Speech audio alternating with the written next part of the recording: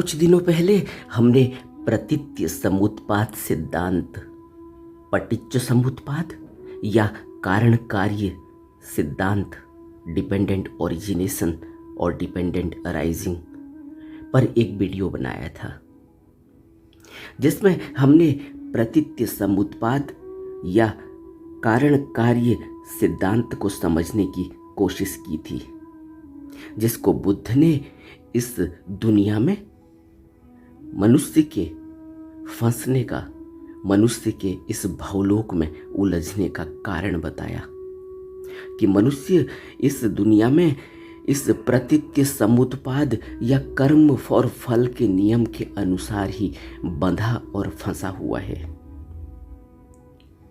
प्रतीत्य समुत्पाद सिद्धांत के अनुसार कारण और कार्य की उत्पत्ति साथ होती है और प्रत्येक घटना अनेक कारणों और परिस्थितियों का परिणाम है, और यह इतना बड़ा जंजाल है कि इस जंजाल को सीधे सीधे और आसानी से हम नहीं समझ पाएंगे, लेकिन सीधे सीधे आसानी से कुछ बातें दिखाई देती हैं। उदाहरण के तौर पर लें, एक व्यक्ति शादी करता है, बाल बच्चे पैदा होते हैं। बाल बच्चे का दुख या सुख अब जो उसको मिल रहा है, यह परिणाम किसका है? यह परिणाम है शादी का। यह परिणाम है कि उसने किसी स्त्री से शादी की और मैथुनचर्या किया। उसका परिणाम, दोनों की सहमति हो या असहमति हो, बात इसकी नहीं है। बात इसकी है कि मैथुनचर्या का परिणाम है बच्चा। अब उस बच्चे को दुख आए, अब उस बच्चे को सुख आए। अब यह बाप जो बन गया है या यह माँ जो बन गई है, अब यह दोनों लोग परेशान हैं और उसके लिए, उसके दुख से ऊपर उठने का इंतजाम कर रहे हैं। इनके अंदर अलग अलग भाव और विचार पैदा हो रहे हैं। यह अलग अलग दवा, अलग अलग डॉक्टर का इंतजाम कर रहे हैं। इतनी बात स्पष्ट रूप से हमें दिखाई देती है, जिसको हम भुगतते भी हैं, अपने रोजमर्रा की जिंदगी में भुगतते हैं। इसलिए मैंने यह उदाहरण दिया। इससे क्या बात स्पष्ट हुई? इससे बात यह स्पष्ट हुई कि कर्म और फल का नियम या कारण और कार्य का सिद्धांत अटल है, और यह बहुत जटिल भी है, क्योंकि यह तो सीधी सीधी बात मैंने आपसे की, लेकिन कई बार ऐसा भी होता है कि हवाई जहाज की यात्रा चल रही है, जिसमें 500 लोग बैठे हुए हैं, और वह हवाई जहाज दुर्घटनाग्रस्त हो जाता है, और उसमें से सिर्फ एक व्यक्ति बचता है, बाकियों की मृत्यु हो जाती है। उसी एक घटना से बाकी लोगों का जीवन चला गया, एक व्यक्ति का जीवन बचा रहा। वह व्यक्ति का जीवन जिसका बचा रहा, वो कहाँ, कैसे बचा, कैसे उसको किस डॉक्टर के पास ले जाया गया, उसको क्या दवाइयाँ दी गई, क्या उसका इंतजाम किया गया, और कहाँ कहाँ उसको तकलीफ हुई शरीर में, मन में, और शरीर और उस मन की तकलीफ की वजह से उसको कितना सहन करना पड़ा, लेकिन वो जिंदा है। और वह उस डॉक्टर के पास गया जिस डॉक्टर के पास शायद पूरी जिंदगी में उसने कभी कल्पना भी न की हो। वो उस डॉक्टर को कभी उसने न पढ़ा, न सुना, न उस देश के बारे में उस जगह के बारे में, उस स्टेट के बारे में उसने कभी पढ़ा, कभी सुना। ऐसा भी हो सकता है। कर्म और फल का नियम, कार्य और कारण का सिद्धांत। अब उस डॉक्टर से उसका संबंध कैसे जुड़ा होगा, कब का जुड़ा होगा, क्या हम कभी समझ पाएंगे? क्या हम कभी कल्पना भी कर पाएंगे? नहीं कर पाएंगे। और वह जो 499 लोगों की मृत्यु हो गई, उसमें से कुछ लोग ऐसे भी होंगे जिनकी शादी नहीं हुई होगी, माँ बाप बूढ़े होंगे। कुछ ऐसे भी होंगे जिनका कोई नहीं होगा, जिनकी लाश भी कोई सुपुर्द करने को, लेने को तैयार नहीं, जिसको ढूंढना पड़ रहा है कि यह आया कहाँ से। कुछ ऐसे होंगे जिनके अभी शादी हुई हो, अभी बच्चा हुआ हो। यानी कि एन नंबर ऑफ सिचुएशन हो सकती हैं। इतनी परिस्थितियां हो सकती हैं, इतने कारण हो सकते हैं कि हम इस जंजाल को कभी समझ नहीं पाएंगे, और हम समझने की कोशिश करते हैं। बुद्ध समझ सकते हैं, बुद्ध तो देख लेते हैं, स्कैन कर लेते हैं। हमारी पूरी जिंदगी, हमारे पूरी यात्रा, जिंदगी ही नहीं पूरी यात्रा, आज से लेके न जाने कितने जन्मों की यात्रा को स्कैन करके देख लेते हैं कि यह कहाँ से आ रहा है, इसकी यात्रा क्या है, इसकी आध्यात्मिक यात्रा क्या है, इसकी सांसारिक यात्रा क्या है। उनसे कुछ नहीं छिपा, वह तो अंदर घुस के देख लेते हैं, मन में लगे हुए उन संस्कारों को देख लेते हैं। इसीलिए जब भी कोई व्यक्ति किसी बुद्ध के संपर्क में आ जाता है, किसी बुद्ध तक पहुंच जाता है, वह व्यक्ति बहुत ही बहुत ही बहुत ही भाग्यशाली है, क्योंकि अब उसकी यात्रा इस भवलोक से मुक्त होने की शुरू हो गई। यह पहला कदम है कि किसी बुद्ध पुरुष की दृष्टि उस पर पड़ जाना। यह बात भी इसी तरह से समझ में नहीं आएगी जिस तरह से हमें यह जंजाल, कर्म और फल का जंजाल समझ में नहीं आता।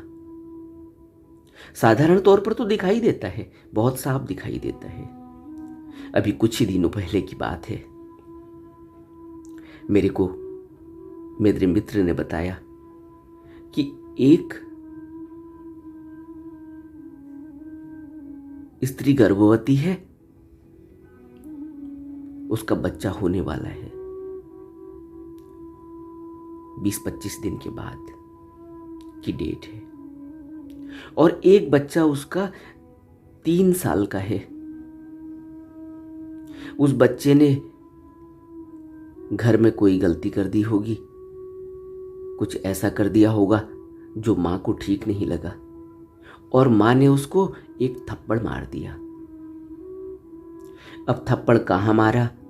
सर पर मारा, गाल पर मारा, पीठ पर मारा, जहां भी मारा एक थप्पड़ मार दिया। उस थप्पड़ को मारते ही वह बच्ची बेहोश हो गई। बच्ची बेहोश हो गई, अस्पताल में ले जाने की बात हुई तो मकान मालिक ने, उसका आदमी तो कहीं नौकरी पर गया हुआ है, दिन का वक्त है, किराए पर जिस मकान में रह रहे हैं उस मकान मालिक ने उस बच्ची को अस्पताल में भर्ती तो कर दिया ले जाकर, लेकिन बच्ची की हालत देखकर और डॉक्टरों से बात करने के बाद उसे लगा कि यह बच्ची तो अब बचने वाली नहीं है, क्योंकि यह बेहोश हो चुकी है और इसकी कोई डॉक्टर भी इसको अब समझ नहीं पा रहे हैं कि इसको चोट कहाँ लगी। सारे टेस्ट किए जा रहे हैं, लेकिन डॉक्टर हताश हैं। डॉक्टर की बात सुनकर और उस लड़की की हालत देखकर उस मकान मालिक ने यह सोचा कि कहीं पुलिस केस न हो जाए, पुलिस पूछताछ न करे। उससे पहले ही उसने पुलिस में कंप्लेंट कर दी कि ऐसा ऐसा हुआ, मेरा एक किराएदार है और वो तो नौकरी पर गया हुआ है, उसकी पत्नी ने अपनी छोटी सी बच्ची को थप्पड़ मारा जिसकी वजह से उसको कहाँ चोट लगी पता नहीं है और वो बेहोश हो गई है और अस्पताल में भर्ती है। इसलिए पुलिस कंप्लेंट कर दी कि ताकि उसके ऊपर कोई बात ना आए कल को कि तुम बताओ क्या कारण था, क्या था क्या नहीं था। उसने पहले ही पुलिस कंप्लेंट कर दी कि मैं ऐसे ऐसे हॉस्पिटल में, क्योंकि उसका कोई था नहीं तो मैं उसको हॉस्पिटल में ऐसे एडमिट करके आया हूँ और वह औरत ऑलरेडी प्रेग्नेंट है, उसका बच्चा होने वाला है अगले महीने।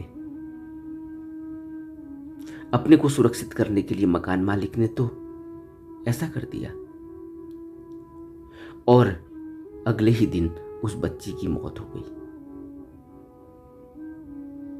उस बच्ची की मौत हुई, पुलिस कंप्लेंट पहले ही मकान मालिक ने कर दी थी अपने को बचाने के लिए। पुलिस घर पर आई और उस औरत को पकड़ कर ले गई और वो औरत जेल में बंद है। उसका बच्चा भी जेल से अस्पताल में उसको लाया गया जब उसको लेबर पेन हुआ और वहीं उसका बच्चा हुआ। लेकिन वह औरत अभी तक घर नहीं आ पाई है और उन्होंने बताया कि 1 साल से ऊपर हो चुका है। अब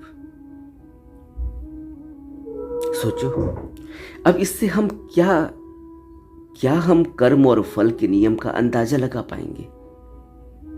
क्या वो बच्चा सिर्फ इसलिए पैदा हुआ था कि क्या बदला लेना था उसने कि वह स्त्री जेल में चली गई उस बच्ची के कारण? और माँ बाप तो बच्चों को डांटते रहते हैं, फटकारते रहते हैं, थप्पड़ भी मार देते हैं।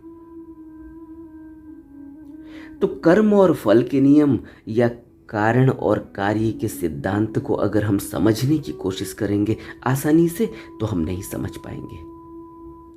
लेकिन मोटे मोटे तौर पर हम यह देख सकते हैं कि यह बहुत प्रत्यक्ष भी दिखाई देता है। प्रत्यक्ष कहां पर दिखाई देता है? प्रत्यक्ष दिखाई देता है कि अगर मैं किसी व्यक्ति को गाली दूंगा तो एक रिएक्शन होगा कि वह व्यक्ति भी मुझे गाली देगा। लेकिन यहां पर भी कई परिस्थितियां हैं, वह व्यक्ति भी मुझे गाली देगा या मेरे ऊपर हमला करेगा या मेरे साथ मारपीट करेगा या मेरे से डर जाएगा। जो कुछ भी होगा एक प्रतिक्रिया तो होगी ही। लेकिन यह प्रतिक्रिया कब होगी? जब वह व्यक्ति मेरी गाली को समझता होगा। मैं हिंदी भाषा जानता हूं और कोई फ्रेंच जानता है, जर्मन जानता है या चाइनीज जानता है। किसी ने मुझे फ्रेंच में गाली दी, एक स्लैंग का इस्तेमाल किया हो अपनी लोकल भाषा में, मुझे कुछ पता नहीं, मेरा माइंड उसको रीड नहीं करेगा क्योंकि मेरे माइंड में वो इंप्रेशन लगे ही नहीं है, वो जानता ही नहीं, उसको कोई नॉलेज ही नहीं उस भाषा की, उन शब्दों की। तब क्या होगा? मेरा माइंड रीड नहीं करेगा और मेरा माइंड रीड नहीं करेगा तो वह एक्सप्रेशन को देखेगा। अगर एक्सप्रेशन भी रीड नहीं कर पाया तब क्या होगा? तब यह होगा कि मैं मुस्कुराऊंगा। अगर उस व्यक्ति ने मेरे से मजाक की हो या सीरियस भी हो लेकिन वो हंस रहा हो, उसने गाली दी और वो हंस रहा है, तो मेरी बात समझ में नहीं आई, मैं क्या करूंगा? मैं भी हंसने लग जाऊंगा कि शायद कुछ अच्छा ही कहा होगा। क्योंकि उल्टी बात हो गई। अगर वो गाली देगा तो अगर उसने कुछ ऐसा जेस्चर बनाया है जिसको मेरा माइंड पकड़ पा रहा है, उसके एक्सप्रेशन को, उसके जेस्चर को, तब तो ठीक है। अगर वो नहीं पकड़ पाया, अगर बात उल्टी हो गई, अगर वो हंसने लगा स्लैंग का इस्तेमाल करके, जैसे मजाक में हम लोग कर देते हैं, तब क्या होगा? मैं भी हंसने लग जाऊंगा। लेकिन अगर मैं फ्रेंच जानता हूं और वह उसने कोई गाली दी है तो क्या होगा? मेरा माइंड रीड कर लेगा और मेरी पूरी बॉडी की केमिस्ट्री बदल जाएगी। आप समझ रहे हैं? आप समझ रहे हैं इस कर्म और फल के नियम को, इस कारण और कार्य के सिद्धांत को, इस डिपेंडेंट ओरिजिनेशन को? क्या हम यह सोचते हैं कि हम कभी यह बात दिमाग से, मन से समझ पाएंगे? कभी नहीं समझ पाएंगे। और कैसे समझेंगे? तो बुद्ध ने कहा कि कारण और कार्य के सिद्धांत को समझने के लिए हमें ऐसा कोई भी स्वतंत्र रूप से हमारे पास कोई ऐसी देखने की डिवाइस नहीं है तब तक जब तक हमारे अंदर वह विकास न हुआ हो, बुद्धत्व का विकास। बुद्धत्व का विकास का क्या अर्थ है? बुद्धत्व का विकास का अर्थ है जिसको समझाने के लिए ज्ञानियों ने, बुद्ध पुरुषों ने अलग अलग तरीके से बताया, समझाया कि यह दो आंख बाहर की तरफ देखती हैं और एक आंख ऐसी है जो अंदर की तरफ देखती है, जिसको हम थर्ड आई कहते हैं। दोनों आंखों के मध्य में कहते हैं कि यह स्थित है और ध्यान के माध्यम से अंदर की तरफ खुलती है और अंदर की तरफ खुलते ही वह विराट नजर आता है जो हमें हमारे समस्त कर्म और फल के नियम को, हमारे अवचेतन मन को और दूसरे व्यक्ति को जब हम देखते हैं तो उसको हम उसके अवचेतन मन तक देख लेते हैं, उसकी पूरी यात्रा जन्मों जन्मों की देख लेते हैं और पहले तो अपनी देखते हैं। और जब भी कोई वस्तु देखी जाती है भरी आंख से, कोई विचार भरी आंख से देख लिया जाए, रुक कर देखा जाए, होश से देखा जाए, जिसको बुद्ध ने कहा कि अगर होश नहीं जगा, अगर अप्रमाद नहीं पैदा हुआ, तो प्रमाद और बेहोशी मनुष्य के अंदर ऐसी ही है जैसे कि वह कोई नशा किए हुए हो, शराब पिए हुए हो। हमें शराबी दिखता है, हम कहते हैं कि यह शराब पिया हुआ, ये समझ ही नहीं पा रहा है बातों को और इसको धक्के लग रहे हैं, ये कहीं भी गिर जाता है, इसको पता ही नहीं चलता कहाँ नाली है, कहाँ रोड है। इसको होश ही नहीं है कि यह अपने घर तक अब कैसे पहुंचेगा, इसके पांव लड़खड़ा रहे हैं। लेकिन हमारी स्थिति भी कर्म और फल के नियम के हिसाब से ऐसी ही है, हमें पता ही नहीं चलता कि हम क्या कर रहे हैं, उसके क्या परिणाम आने वाले हैं। अभी मैंने आपको कहानी बताई ना, यह सच्ची घटना कुछ दिनों पहले घटी, जिसको मेरे मित्र ने मेरे को बताया कि ऐसा हुआ है। उनकी उस पति से बात हुई, उस औरत के पति से बात हुई, तब उसने यह पूरी कहानी बताई कि कैसे कैसे यह हुआ। छोटी सी बच्ची को एक थप्पड़ मारा, थप्पड़ मारने से वह बेहोश हो गई और उसका परिणाम हम यह भुगत रहे हैं। अब मैंने पूरी कोशिश कर ली है, वह पति कहता है कि पूरी कोशिश कर ली है, न जाने मैंने कितने कोर्ट के चक्कर लगा दिए, लेकिन उसकी बेल नहीं होती। आप समझ रहे हैं? जीवन का नियम कितना भारी पड़ जाता है और हम इसको बुद्धि से, दिमाग से समझना चाहते हैं, नहीं समझ पाएंगे। इसीलिए बुद्ध ने कहा कि किसी अन्य वस्तु की उत्पत्ति होती है समुत्पाद, नई उत्पत्ति। और कैसे होती है? जब कोई कार्य किया जाता है तो उस कार्य से जो परिणाम आता है, उस परिणाम से जो उत्पत्ति होती है, उस उत्पत्ति से फिर कोई कारण घटता है, फिर कोई कार्य किया जाता है और फिर परिणाम आता है। और यह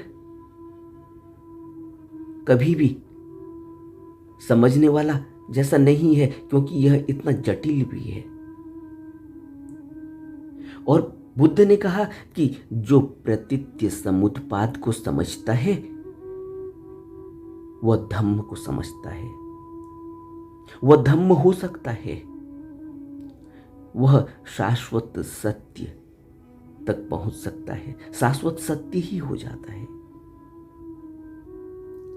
और यह सभी वस्तुएं जो कारण और कार्य के सिद्धांत से पैदा हो रही हैं, यह सब क्षणभंगुर हैं, उत्पन्न होती हैं और फिर नष्ट हो जाती हैं।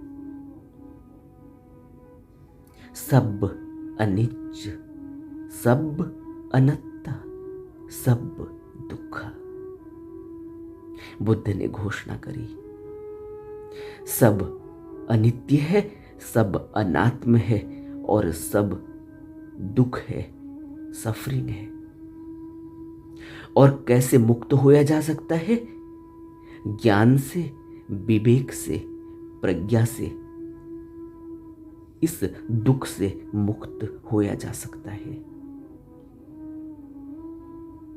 सोचो कि कितने भयंकर भावलोक में हम उलझ चुके हैं आज, और अभी भी हमारी ईगो इतनी है, हमारा अहंकार इतना है कि हम यह मानने को तैयार नहीं। अभी भी हम अपनी बुद्धि लगा रहे हैं। और बुद्धि लगा के क्या होता है? हम बुद्धि जानते हो कैसे लगाते हैं? हम बुद्धि लगाते हैं, हम किसी औरत से प्रेम करते हैं, किसी आदमी से प्रेम करते हैं, फिर हम उसको पूरे जीवन भर उस साथी बनाना चाहते हैं, और फिर हम कहते हैं कि हम कई कई जन्मों तक साथ रहेंगे, 7 जन्मों की कसमें लेते हैं, और हमें कारण और कार्य का सिद्धांत का कुछ पता नहीं कि यह क्यों हो रहा है। और कुछ दिनों बाद क्या होता है? कुछ दिनों बाद क्या होता है? यह सब हम अपने अपने घरों में देखते हैं, और यह एन नंबर ऑफ सिचुएशन से हैं। अनंत सिचुएशन हो सकती हैं, एक सिचुएशन नहीं है। कोई लड़ते लड़ते बुढ़ापे तक जीते हैं, कोई खुशी खुशी से बुढ़ापे तक जीते हैं, एक दूसरे का साथ निभाते हैं, फिर मौत आ जाती है। कुछ चीज़ें, कुछ इच्छाएं पूरी हो जाती हैं, कुछ इच्छाएं अतृप्ति ही रह जाती हैं। कुछ शिकायतों में ही जीवन को बर्बाद कर देते हैं, कुछ को बाल बच्चों ने खुशी दी हुई है जो उनको लगता है कि खुशी है। रोज दुख लेते हैं, रोज सुख लेते हैं। किसी को बाल बच्चों ने दुख दिया हुआ है, वह उस दुख से पीड़ित हैं कि और कोसते रहते हैं अपने को कि यह पैदा क्यों हो गया। कुछ ऐसे हैं जिनको बाल बच्चों ने निकाल दिया और वह रोड में आ गए। कुछ ऐसे हैं जिनको बाल बच्चों ने दूसरी कंट्री में बहुत अच्छी अच्छी जगह पर उनको पूरी ज़िंदगी उनको घुमाया, उनको अच्छा माहौल दिया, उनको उनकी अच्छी सेवा भगत की, लेकिन फिर मौत आ गई और फिर अतृप्ति हो गई, और फिर उन्होंने यही इच्छा जाहिर की कि उनको ऐसा ही जीवन दोबारा मिल जाए, और फिर यही मोह साथ में ले गए कि इन बच्चों को जिन्होंने इतनी मेरी सेवा की है, इतना मेरे को मेरी देखभाल की है, इनको कोई दुख तकलीफ ना आए। कहने का अर्थ यह है कि कुछ भी हो जाए, कुछ कोर्ट के विवादों में घिरे पड़े हैं, रोज कोर्ट में जाते हैं, लड़ाई झगड़ा करते हैं, मारपीट करते हैं, फिर कोर्ट में चले जाते हैं, केस चल रहे हैं, कई कई सालों से चल रहे हैं। तो अनंत परिस्थितियां हो सकती हैं। किसी का बच्चा नहीं होता, वो कभी अमेरिका जाता है, कभी यूएस, कभी यूके जाता है, कभी स्विट्जरलैंड जाता है, कभी किसी और कंट्री में जाता है, वो इलाज करवा रहा है कि उसका बच्चा हो जाए। और कोई ऐसा है जिसका बच्चा हो गया और वो बच्चा मेंटली रिटार्टेड है, अब बच्चा बड़ा हो गया है, जवान हो गया है, अब उसकी पूरी देखभाल करने के लिए, उसकी गंदगी साफ करने के लिए, उसको खाना खिलाने के लिए, उसको घुमाने फिराने के लिए या तो आदमी को रखना पड़ रहा है या खुद कर रहे हैं। और अब अंदर ही अंदर विचार करते रहते हैं कि यह जीवन क्यों मिला, इतना दुख क्यों मिला। बच्चा हुआ लेकिन उस बच्चे से कुछ उपलब्धि नहीं हुई, बल्कि वह बोझ बन गया। अब उस बच्चे को पूरी जिंदगी उसकी सेवा में लगे हुए हैं घर के अंदर। तो इतनी परिस्थितियां हो सकती हैं। यह तो मैंने आपको कुछ वह परिस्थितियां बताई जो हम देख सकते हैं। इसके अलावा मानसिक रूप से कितना टॉर्चर हो रहा है, कितनी खुशी मिल रही है। हर कोई व्यक्ति की अपनी परेशानी यूनिक है, अपनी परिस्थितियां यूनिक हैं। हम इसको कैसे समझ पाएंगे, जरा सोचो तो। यह बहुत जटिल है। इसलिए जब आनंद ने कहा कि यह तो सिद्धांत बहुत सरल लगता है, बुद्ध ने कहा कि आनंद ऐसा मत कहो, यह बहुत जटिल है, यह आसानी से समझ में आने वाला नहीं। इस प्रतीत्य समुत्पाद, इस कर्म और फल के नियम से, इस कारण और कार्य सिद्धांत की वजह से, डिपेंडेंट ओरिजिनेशन की वजह से हम इस दुनिया में धक्के खा रहे हैं और कल्पों से धक्के खा रहे हैं। अब समझ में आया होगा आपको कि यह कल्प जिसको बुद्ध ने इस तरह से परिभाषित किया और समझाने की कोशिश की थी कि रोंगटे खड़े हो जाएं कि हम इस दुनिया में कब से हैं। अब आप समझ रहे होंगे कि इस दुनिया में हम जब से भी हैं वाकई में तब से हैं, क्योंकि यह सिद्धांत इतना जटिल है कि यहां फंसने के बाद यहां से निकलना असंभव है, मनुष्य के लिए असंभव है। और इससे आपको एक बात और समझ में आई होगी कि बुद्ध के अंदर इतनी करुणा, इतनी दया, इतना प्रेम क्यों पैदा होता है। इससे एक बात आपको और समझ में आई होगी कि बुद्ध पुरुषों को मनुष्य के प्रति, प्राणी मात्र के प्रति ऐसा भाव क्यों है कि इनकी सहायता की जाए, इनको किसी तरह से, इनको ऐसा विचार दिया जाए, इनको ऐसे मार्ग पर आगे बढ़ाया जाए, इनको उस मार्ग पर इनके कदम रखवाए जाएं ताकि यह यात्रा कर सके। क्यों बुद्ध बार बार कहते हैं कि ध्यान करो, साधना करो और तब तक करो जब तक कुछ करने को शेष न रह जाए, अंतिम सांस तक। क्यों कह रहे हैं? क्यों इतना जोर सभी बुद्ध पुरुषों ने इस बात पर दिया कि ध्यान साधना करो, इसके बिना नहीं होगा? क्यों बार बार इतना जोर दिया जा रहा है आध्यात्म के ऊपर? बुद्ध पुरुषों के पूरे इतिहास को देखें, बुद्ध पुरुषों की पूरी टीचिंग को देखें, बुद्ध पुरुषों के पूरा आज तक की पूरी फिलॉसफीज को, पूरे दर्शन शास्त्र को देखें, पढ़ें और उस पर रिसर्च करें तो क्या महसूस होता है, क्या पता चलता है? सिर्फ एक बात पता चलती है कि जीवन में बहुत गहरे तरीके से हम फंस चुके हैं और इस दुख में, इस दलदल में, इतने महादलदल में फंस चुके हैं कि अब तो हाथ पांव छटपटाने की भी जगह नहीं बची। अब तो पूरा शरीर ही डूब चुका है। अब इससे निकलने का अब मनुष्य के अंदर तो कुछ बचा ही नहीं, कोई ताकत ही नहीं बची। अब तो कोई बुद्ध आकर कुछ रस्सी डालें, कुछ ऐसा इंतजाम करें कि किसी तरह से अपने हाथ को हमारे हाथ से पकड़ लें, हमारा हाथ अपने हाथ से पकड़ लें, हमको किसी तरह से पकड़ लें ताकि हम धीरे धीरे इस गर्त से, इस दलदल से ऊपर निकल सकें। आप समझ रहे हैं?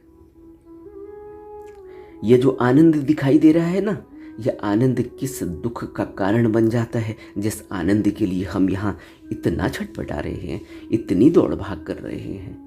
और हमारी दौड़ भाग और हमारा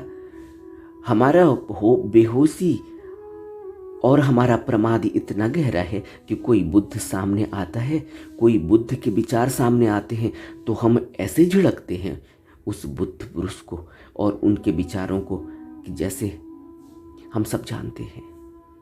और हमने बुद्ध पुरुषों के साथ क्या किया, जरा इस इतिहास को भी अच्छे से गहरे में मनन करें तो पता चलेगा कि हमने बुद्धों की जान तक ले ली।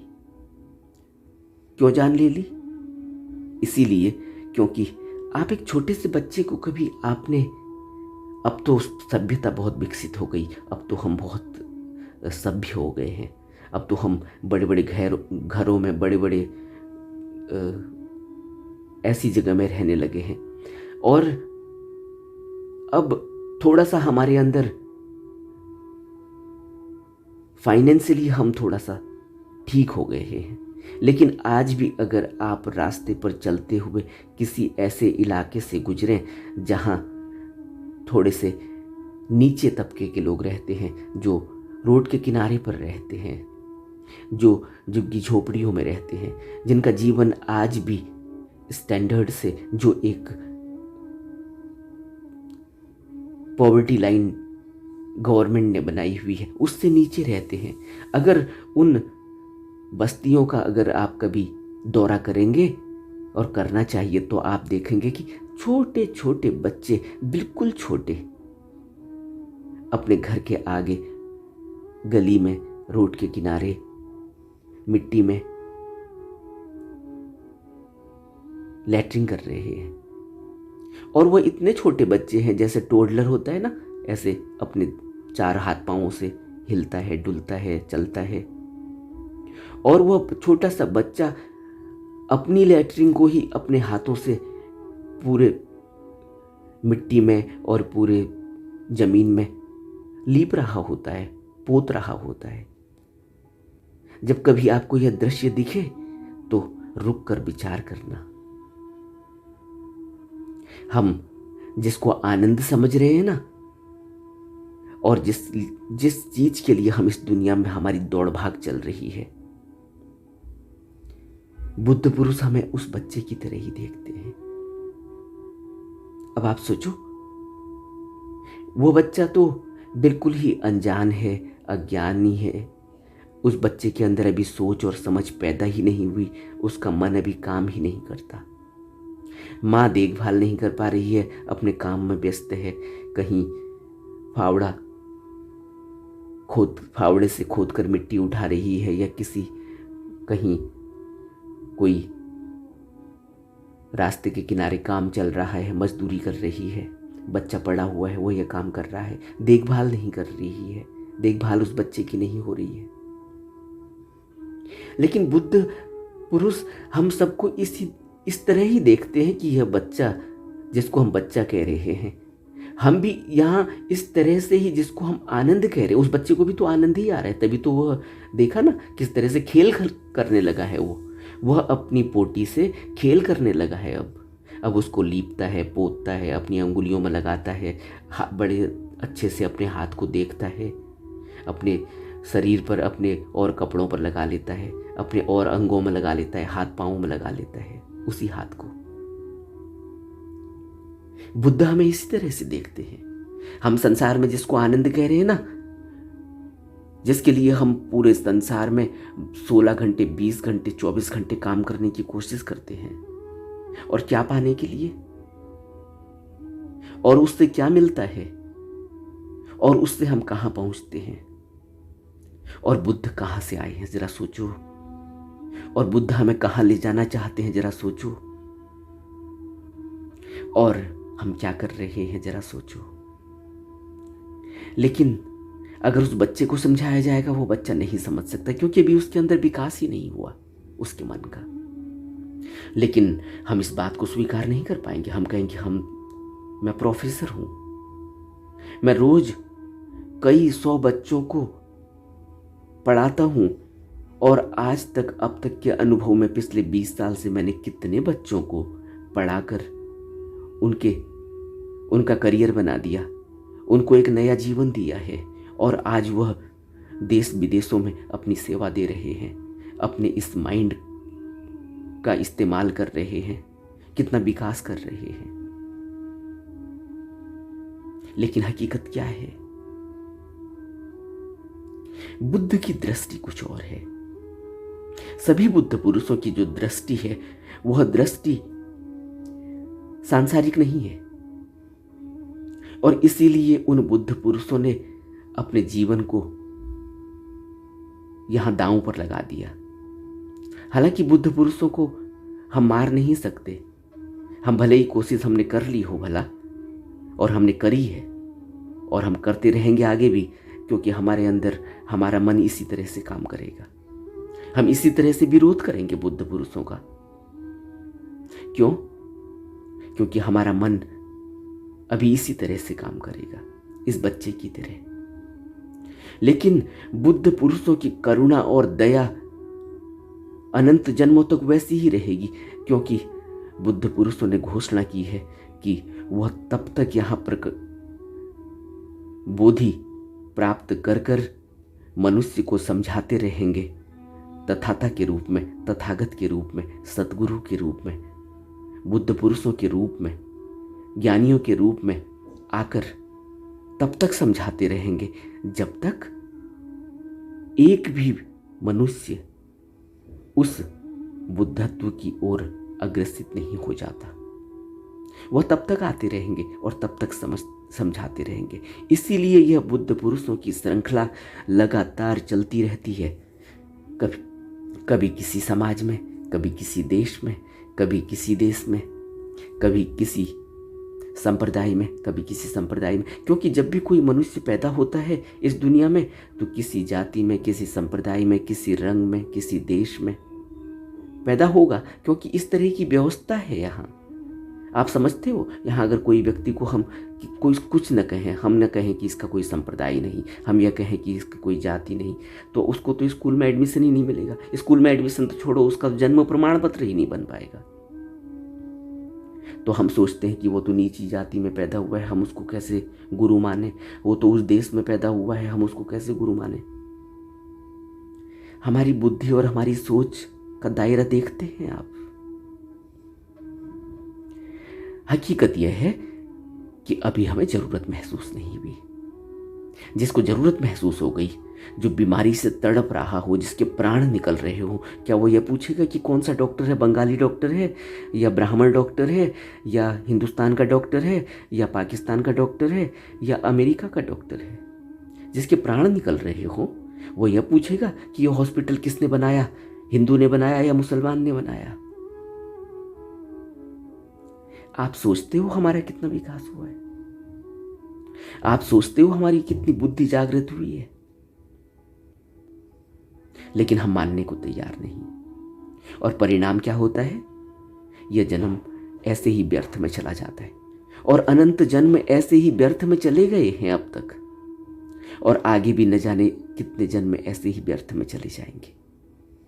इसलिए बुद्ध कहते हैं कि प्रतीत्य समुत्पाद के सिद्धांत को समझेंगे अगर, तो जिसने भी प्रतीत्य समुत्पाद का सिद्धांत समझ लिया वह धम्म हो सकता है। यह बुद्ध ने घोषणा करी, क्योंकि हर चीज क्षणभंगुर है, उत्पन्न होती है और नष्ट हो जाती है।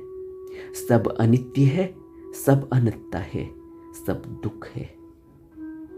और ज्ञान, विवेक, प्रज्ञा से दुखों से मुक्त होया जा सकता है। और कहां से ज्ञान मिलेगा, कहां से विवेक खुलेगा?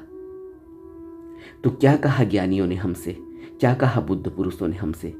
बिन सत्संग विवेक न होई।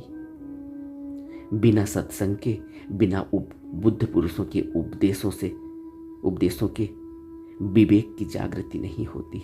बिना बुद्ध पुरुषों की सत्संग की संगति से, उनके संपर्क के बिना, उनकी दृष्टि के बिना, उनके साथ उनके सत्संग में बैठे बिना, उनके दर्शन के बिना विवेक और प्रज्ञा की जागृति नहीं हो सकती। सोचो कैसे होगी? इतना अभी तक आपने ये बात इतनी सुनी है, इन बातों से आप क्या समझ सकते हैं कि कभी विवेक की जागृति और प्रज्ञा की जागृति हो पाएगी बिना किसी बुद्ध पुरुष के हाथ पकड़े हुए? और हम कहते हैं कि अब गुरु कहाँ, अब बुद्ध पुरुष कहाँ? और यह हम ही लोग हैं। जब बुद्ध पैदा हुए थे, जब बुद्ध इस धरती पर थे, जिसको आज हम गौतम बुद्ध के नाम से जान रहे हैं, या आज हम जिन्हें गुरु नानक के नाम से जानते हैं, या आज हम जिन्हें कबीर, दादू, पलटू और रविदास के नाम से जानते हैं, या आज हम जिन्हें क्राइस्ट कह रहे हैं या पैगंबर कह रहे हैं, जब ये पैदा हुए, जब ये इस धरती पर अवतरित हुए और हमें इन्होंने ज्ञान दिया, हम तब भी थे, क्योंकि हम तो अनंत जन्मों से हैं। कल्प के बारे में अभी हमने पढ़ा है, अभी सुना है, और हम तब से हैं, और हम तब से यहाँ क्या कर रहे हैं? हम यही कर रहे हैं कि यह ठीक नहीं है, वह ठीक नहीं है, अब कहाँ तब कहाँ। बुद्ध से पहले 24 बुद्धों की श्रृंखला बुद्ध से पहले हुई कहते हैं, और हम तब भी थे, और तब भी हमने उन 23 बुद्धों को नकार दिया होगा, और अब तब हमने गौतम द बुद्धा को भी नकार दिया। और आज जब वो अब शरीर रूप में नहीं है, तो उनकी प्रतिमा के पास जाकर हम कहते हैं कि यह तो बुद्ध थे, इनकी बातों को तो हम सुनते हैं, पढ़ते भी हैं, लेकिन अब हमें लाइव मास्टर कहाँ से मिलेगा? अब हमें जीता जागता गुरु कहाँ से मिलेगा? अब तो ऐसा कोई है ही नहीं, यह तो बुद्ध थे। यह मन की चालें देखते हो। हमें गहरे में विचार करना होगा। अगर वाकई में हमारे अंदर तड़प है, अगर तड़प नहीं है तो फिर जो चल रहा है वही ठीक है, उतना ही ठीक है। फिर 1 सेकंड 2 सेकंड के लिए कभी भाव उठा, कभी विचार उठा, कोई मंदिर दिखा, हमने अपने आप को, अपनी गर्दन झुका ली, फिर हम अपने काम पर निकल गए। फिर दिन भर हमने सारा असत्य, सारी मिथ्या, सारा झूठ, सारा फरेब, सब कुछ किया, क्योंकि हम कहते हैं कि पेट भरना है ना, रोटी कमानी है। फिर शाम को कोई मंदिर दिखता है रास्ते से आते समय, फिर हम नतमस्तक करते हैं अपने को, और हम कहते हैं कि हमें माफ कर देना, तुम भगवान हो। फिर हम जो कर रहे हैं यही ठीक है। अगर हमारे अंदर अभी इतनी ही हमें आवश्यकता है तो फिर यही ठीक है।